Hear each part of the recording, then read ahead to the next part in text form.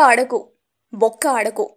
ఇక నుంచి పని మనది, పెత్తనం మనది, ఫలితం మనది. కొట్లాడకొస్తే ఎత్తిన చేయిని నరికే కత్తినవుతా. నువ్వు శివాజీవి కాదురా, ఛత్రపతివి. అసలు ఛత్రపతి సినిమా అంటే అప్పట్లో ఒక ఊపు ఊపిన సినిమా.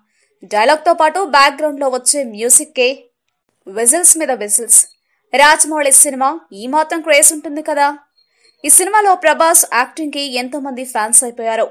శ్రీలంక నుండి విశాఖపట్నంకి వలస వచ్చి అమ్మ కోసం వెతుకుతూ ఉంటాడు శివాజీ. అక్కడ పోర్ట్లో తప్పుడు పనులు చేసేవారికి ఎదురు తిరుగుతాడు. చివరికి వాళ్ల అమ్మను కలుసుకుంటాడు. ఇదంతా పక్కన పెడితే కాట్రాజ్ దగ్గర పనిచేస్తూ హోటల్లో కూడా క్లీన్ చేస్తూ ఉంటాడు సూర్యుడు. వాళ్ల మామయ్య దగ్గర నుండి ఉత్తరం వస్తే వాళ్ల అమ్మను తీసుకుని దుబాయ్ వెళదామనుకుంటాడు. కానీ కాట్రాజ్ ఆపేస్తాడు. తర్వాత ఛత్రపతి కాట్రాజ్ ఫైట్. సినిమా వచ్చి 12 సంవత్సరాలైంది. అప్పటి సూర్యుడు ఇప్పుడు ఎలా ఉన్నాడో తెలుసా? మీరే ఒక లుక్ వేసుకోండి.